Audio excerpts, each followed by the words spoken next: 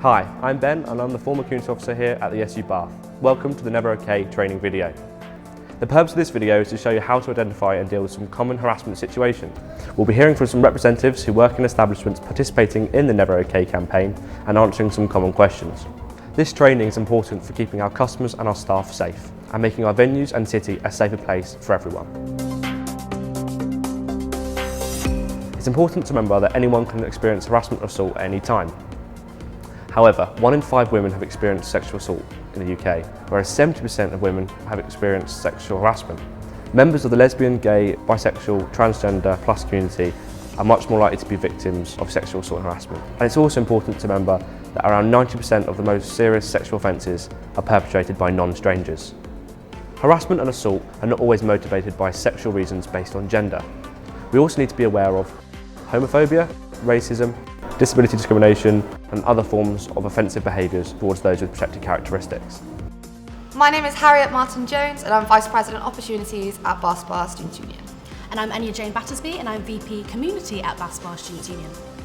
Within our positions, we do have a lot of complaints from students about their unsafety and feelings of uncertainty on nights out in Bath. Honestly, the most common thing that we hear about is unwanted touching, unwanted comments, racist language, homophobic language, ableist, transphobic language, and it affects people. It makes people. It makes the young people in the city not want to go out anymore, and unfortunately, sometimes those comments turn into more unwanted touching, unwanted intimidation, quite often by bigger groups of people. You know, when there's an individual on their own in the club and they're approached by a large, quite intimidating group who are intoxicated. That's harassment, that's being put in a situation that you're not comfortable in, and I would say the two go hand in hand in what we hear most. Maybe you've seen that one yes, but that doesn't mean that there was 10 no's before that. We get to a point of, if somebody is consistently saying no or maybe, that doesn't lead to a fully consenting yes. And that's an issue in nightclubs. If you're having to harass someone to the point of them consenting, it's not consent.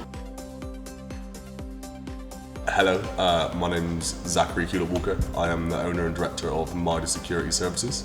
Anna Beck, venue manager of Malls. Looking out for someone, like a woman on their own, who's being approached by a group of guys or just one guy. If you see them feel uncomfortable, you can just go over and ask them, like, can I talk to you a minute? Or bring them to the side and see if they're okay, if they're not comfortable enough to come to you in the first place. Often security staff see people who feel uncomfortable, spend a lot of time near the walls in the building. Yeah. Backs to walls is a good thing to look out for. That usually suggests that people don't feel comfortable with being surrounded. Groups huddling really, really closely together. These are things that you'll notice, and it becomes more apparent the more you look out for things. I think it's very easy to breeze across it. Yeah. I think if you really look at people's expressions, body language, how they are in the club, where they are in the club, what their interactions with the bar, the other people they're with, the security staff, it becomes very noticeable if you actually take a second to have a look. We have procedures in place that if it happens to you, you go out through the chain of command. If you've been subject to somebody ruthlessly at you can speak to your supervisor, manager or security staff. And once that's happened, like initial conversation is dealt with, then the manager will handle it and the customer will be dealt with for anything from harassment, for making you feel uncomfortable, sort of inappropriate sexual contact, every instance dealt with. And this is the thing that we can't stress enough. Regardless of how small you may think it may be or how big it is, it's all done properly.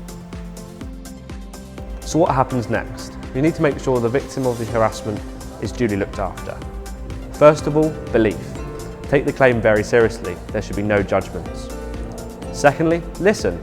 Give them time to talk, take them to a quiet space, pause before you think, and make sure you're actively listening. Thirdly, never assume. Be careful of judgments and language use. Finally, pass it on. A few options are available to pass it on. Make sure you ask if they're okay, escorting them to a safe place in the venue or outside, or even to a taxi, giving them a list of support numbers, or perhaps reporting it to the police. My name's Adam O'Loughlin and I'm a neighbourhood sergeant with Avon and Somerset Police.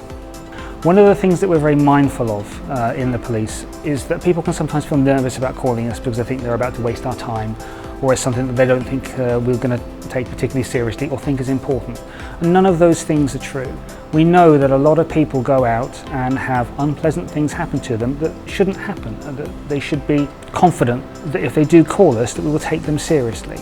So there is no list of things that you can call the police about. What we always say, and will continue to say, is that if you think you need to speak to the police about anything, then please do call us and let us make the decision as to whether or not it's important or not.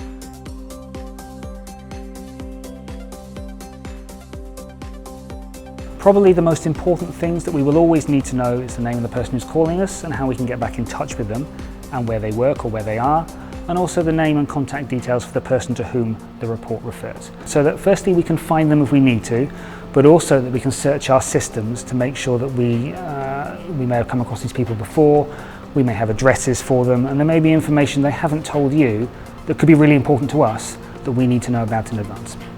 Door staff and employees cannot force people to stay with them. They can encourage them to do so, and of course we would like to speak to people in person, but if someone does leave, then there's nothing much that staff can do about it. But if you've taken those contact details, if you have a name, you have a phone number, and perhaps if you know where they're going, it makes it much easier for us to find them. So we will always ask for as much information as we can. Height, age, hair colour, weight, clothing, friends, all the things that we know your staff are very good at recognising. The more information that we can get, the easier it is for us to identify those people. So one of the things that we have come across before, which I think is really important, is people who are nervous about helping people who are in trouble because they're worried about interfering with a police investigation or perhaps losing evidence or something like that. The message from us is quite clear. If someone needs help, just help them. Do whatever it is you need to do and don't worry about the police. We will always be able to take it from there when we get there. So please don't not do something because you think that it's going to interfere with what the police do, because I promise you that is very unlikely to be the case. So that brings us to the end of our training video. I hope you found it useful and that will help you make sure that your venue is a safer place.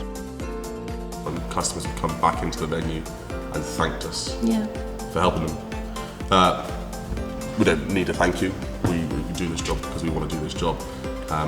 But that can go on to another member of the public, a member of staff, a colleague, a friend, family member. The second you start helping people, people begin to start helping you. And if we can get everybody in the city to do that, then we'll all be safe. Yep. It's a plan.